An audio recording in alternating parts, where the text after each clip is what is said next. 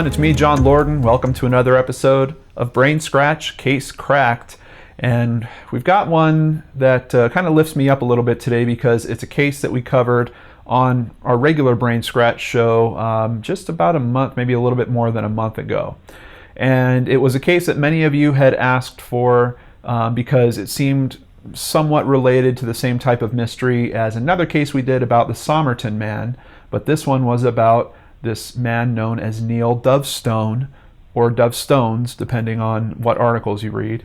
But it certainly is a big mystery, and we'll go into why, but I am going to include a link in the description box below for the original BrainScratch. So if you want to get the full sense of the mystery, kind of the before and after, I recommend you pause this video, hit that link down below, watch the full BrainScratch, then come on back and we can talk about how this case got cracked. So outside of that, if you don't want to do that, I'm going to give you a quick rundown on the mystery here, though not in nearly the amount of detail as the full-blown BrainScratch. And I just want to give a huge thank you to all of you many brain scratchers out there that let me know about this case getting cracked. That's one of the things that I really love about doing this, is getting this network of people that keep me clued in when a case might take a turn. So I really appreciate each and every one of you out there that reached out to me to let me know about this. So let's jump into the case of Neal Dovestones, or Dovestone.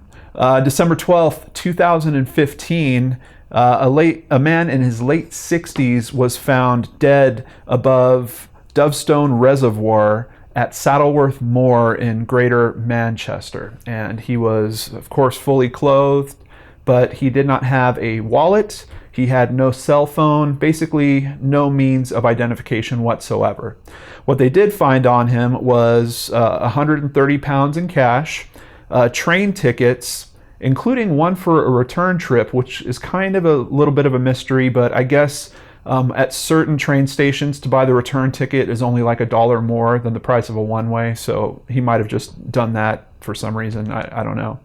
But they also found on him a medicine box and a bottle that linked the medication to Pakistan. They were able to start back tracing his steps.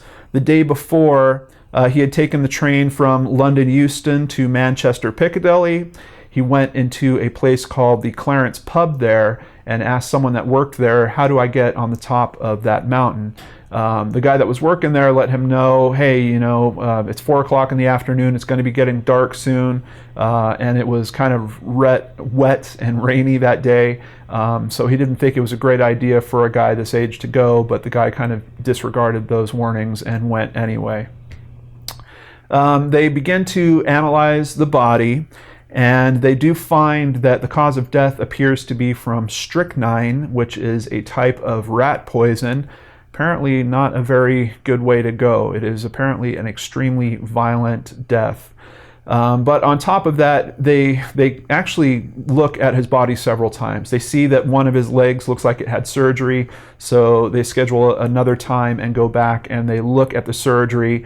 They see that there is a metal plate inside of his leg, so they go to recover the plate, hoping that it has some information to trace it, and they get a manufacturer's stamp so they could tell who made it, and it is a company that primarily sells those things to hospitals in Pakistan. However, there is no batch number or part number or lot number or anything that gives them any help in terms of narrowing the scope of possibly what hospital it went to or something along those lines. So mortuary workers would actually be the ones to come up with the name Neal Dovestone, or Dovestones. And then investigators began focusing on the plate. They knew that even though it couldn't totally narrow the scope, that they at least had the right country. There was only a certain number of hospitals that would fit that, and the way that it was screwed in was apparently very different than normal. So they were hopeful that once they got a hold of the right doctor that had done the procedure, that he would probably remember doing this because it was done a bit differently than these types of surgeries usually are. Unfortunately, that lead didn't really seem to pan out. And I remember I actually just rewatched the BrainScratch that I did on this, and I was commenting about that at that point as well. They tried to narrow it down, and if you do the math on, they had a certain number of patients. It had to be a man, he had to be in the right age range. That really should have narrowed it down, but we were talking about it almost a year after it occurred, and obviously they hadn't figured out who it was yet, so I didn't feel very strongly about that lead panning out. And indeed, that is not the piece of information that cracks this case, but let's keep going. What did crack the case? Well, it would be cracked thanks to airport records. On December 10th, a man named David Lighton, who was 67 years old, flew from Lahore, which is the capital city of the Pakistani province of Punjab. There's a lot of P's in that sentence. But he was actually previously from London. And this is where the story still gets interesting. Despite the fact that we now have a name, we know that they were able to match him up. I don't know if they cross-referenced the information they got from the airlines with photographs, or if because he came from another country, maybe they had scanned his passport and they automatically had a link to that photograph. But they basically were able to use the data from the airline combined with a photograph, I believe, of his passport to identify that this was the person that had come there. They also noted that it was a one-way trip. He did not have a return trip scheduled for this.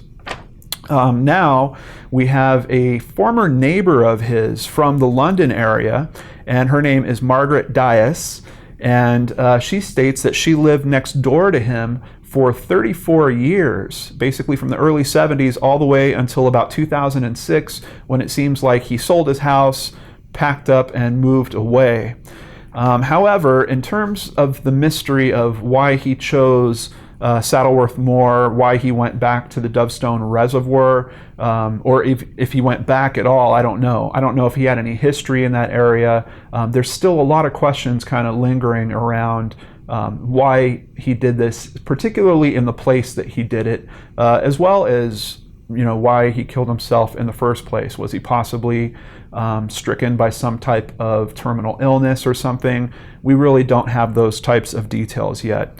And even a little bit sadder, we do start getting a little bit of detail from his former neighbor, Margaret. She says that in the 34 years that she lived next door to him, he never had any visitors. He had no family that would come to see him. Apparently didn't really have friends either. She said he would they would see each other. He would say hello, goodbye, good morning, good afternoon.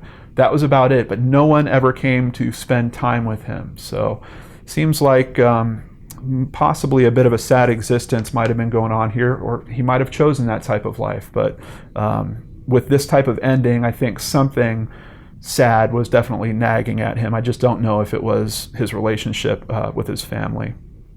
That our authorities are now saying they have actually contacted his family. There's even rumors that they've already done a DNA test with some family member, and that has also helped confirm his identity. But they're asking basically for the public to respect the family here, to respect their privacy. There is a full inquest that is going to be started in March. That's just about 2 months away from now. And it's weird because we have a big piece of the puzzle. I don't know if we're really going to get a lot more detail out of this. I imagine a few things might shake out during the inquest, but are we going to learn about why he did that to himself? I think that's a very deep and complex question, and I don't know if we're actually going to hear that. That's why I kind of felt comfortable doing this as a case cracked now. We do know his identity. Apparently he does have family that's still out there. They have been contacted. And it only took 1 year and 1 month to identify him, which I think is pretty amazing, particularly when you compare it to the case of the Somerton man that kind of started me onto this whole case in the first place.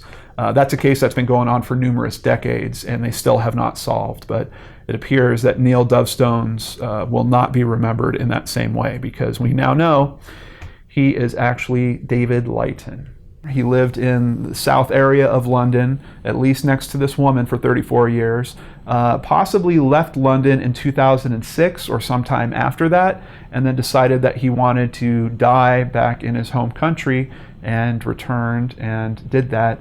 But why he would use such a kind of violent means of death, what was the reason to trigger that? There's just a lot of questions, quite frankly, I don't think we're ever going to have the answer for. Have a great day, everyone. Thanks for spending a little time with me, and I'll catch you on the next show on the Lord and Arts channel.